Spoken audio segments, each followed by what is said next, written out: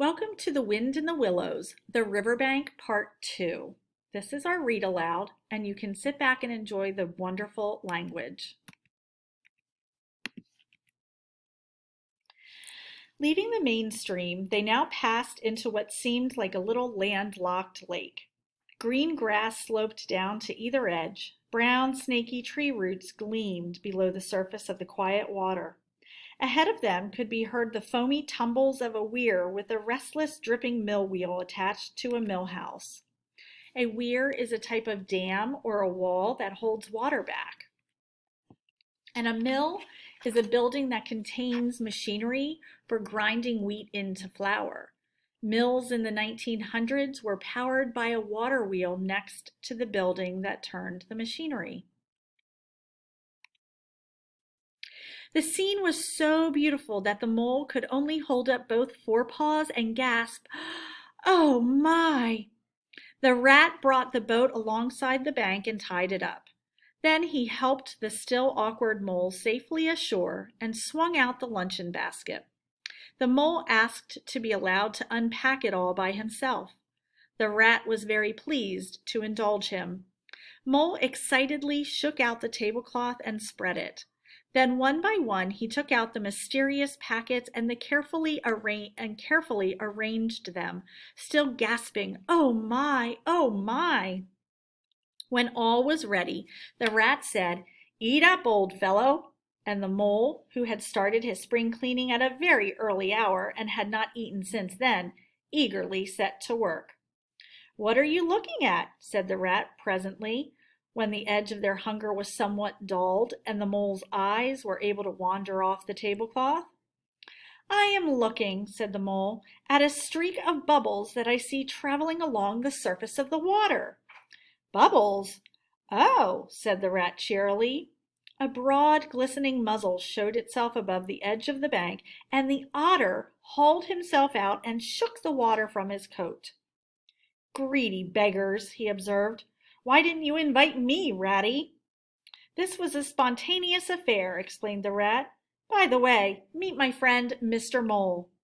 "Proud, I'm sure," said the otter, and the two animals were friends forthwith. "Such a rumpus everywhere," continued the otter. "The entire world seems to be out on the river today. I came up this backwater to try to get a moment's peace and then stumbled upon you fellows."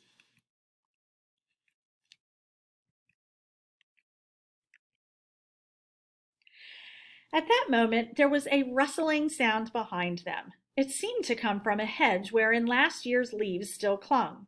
Seconds later, a stripy head with high shoulders peered out from within. "Come on, old badger," shouted the rat. The badger trotted forward, then grunted, company," and turned his back and disappeared from view. "That's just the sort of fellow he is," observed the disappointed rat. "Simply hates society. Now we shan't see any more of him today. Well, tell us, who's out on the river?" "Toad's out for one," replied the otter, "in his brand new wager boat. New togs, new everything." A wager boat is a special boat used for rowing races. They were called wager boats because people would wage bets or gamble on the winner. Togs are special clothes worn for an activity. The two animals looked at each other and laughed. "Once it was nothing but sailing," said Rat. "Then he tired of that and took to punting. Nothing would please him but to punt all day. Last year it was houseboating, and we all had to go and stay with him in his houseboat and pretend we liked it. It's all the same. Whatever he takes up, he gets tired of it and starts on something fresh." "Such a good fellow, too," remarked the otter reflectively, "but no stability, especially in a boat." From where they sat, they could get a glimpse of the main stream across the island that separated them, and just then a wager boat flashed into view. The rower was a short, stout figure who was splashing badly and rolling a good deal, but working his hardest. The rat stood up and hailed him. However, Toad, for it was he, shook his head and concentrated on the task at hand. "He'll be out of the boat in a minute if he rolls like that," said the rat. Of course he will, chuckled the otter. Did I ever tell you that good story about Toad and the lock keeper? In a canal, which is a man-made waterway, a lock is an area blocked off at each end by gates.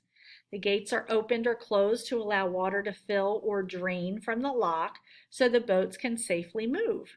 And a lock keeper is in charge of the gates. The story happened this way, Otter continued. Toad, at that moment, a mayfly swerved unsteadily on the gentle spring breeze toward Otter. There was a swirl of water and a cloop, and Mayfly was visible no more. Neither was the otter. The mole looked down. The voice was still in his ears, but the grass whereon he had sprawled was clearly vacant, empty. Not an otter to be seen. But again there was a streak of bubbles on the surface of the river. The rat hummed a tune, and the mole remembered that it was considered rude to make any sort of comment about the sudden disappearance of one's friends.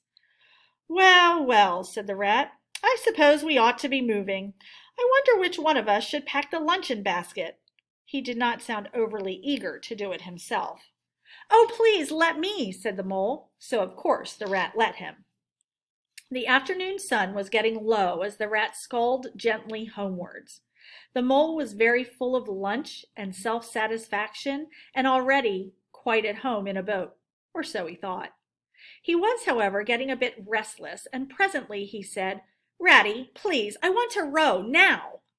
The rat shook his head with a smile. Not yet, my young friend, he said. Wait till you've had a few lessons. The mole was quiet for a minute or two, but he began to feel more and more jealous of Rat. Suddenly he jumped up and seized the sculls from him. Rat, who had been gazing out over the water, was taken by surprise. He fell backwards off his seat. The triumphant mole took his place and grabbed the sculls with much confidence. Stop it, you silly, cried the rat from the bottom of the boat. You'll have us over. And there's a picture of a mayfly that they were talking about. Beautiful. The mole flung his sculls back with a flourish and made a great dig at the water. He missed the surface altogether. His legs flew up above his head, and he found himself lying on top of the rat. Greatly alarmed, he made a grab at the side of the boat, and the next moment, sploosh! Over went the boat, and Mole found himself struggling in the river. Oh my, how cold the water was, and oh, how very wet it felt! How it sang in his ears as he went down, down, down! How bright and welcome the sun looked as he rose to the surface coughing and spluttering! How black was his despair when he felt himself sinking again! Then a firm paw gripped him by the back of his neck. It was the rat, and he was laughing. The rat got hold of a skull and shoved it under the mole's arm. Then he did the same by the other side of him, and swimming behind, propelled the helpless animal to shore. When the rat had rubbed him down and wrung some of the wet out of him, he said, Now then, old fellow, trot up and down till you're warm and dry again, while I dive for the luncheon basket. So the dismal mole, wet without and ashamed within, trotted about till he was fairly dry, while the rat plunged into the water again. He recovered the boat, fetched his floating property, and finally dived successfully for the luncheon basket. When all was ready to begin again, the mole, limp and dejected, took his seat in the stern of the boat, and as they set off, he said in a low voice, Ratty, my generous friend, I am very sorry indeed for my foolish behavior. My heart quite fails me when I think how I might have lost that beautiful luncheon basket. I have been a fool. Will you ever forgive me? That's all right, bless you, responded the rat cheerily. What's a little wet to a water rat? I'm more in the water than out of it most days. Don't you think any more about it. And look here, I really think you had better come and stop with me for a little time. My home is very plain and rough, but I am sure I can make you comfortable. And I'll teach you to row and to swim. The mole was so touched by his kindness that he had to brush away a tear. But the rat kindly looked in another direction, and before long the mole's spirits revived again. So here's a little challenge. Sploosh is an example of onomatopoeia. Everybody say that? Onomatopoeia, or a word that imitates a sound. So here we have some examples. Bzz, boing, zzz, wah, wah for a crying baby, boink, swoosh, crack, quack, ding dong, and slurp. Can you think of an example?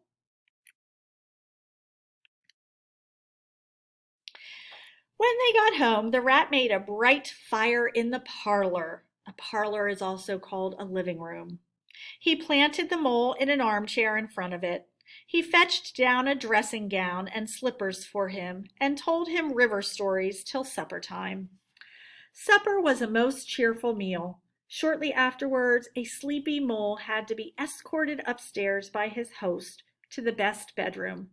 There he laid his head on his pillow in great peace and contentment. This was just the beginning of their friendship and time together on the river. Thank you for listening, boys and girls. Hope you enjoyed.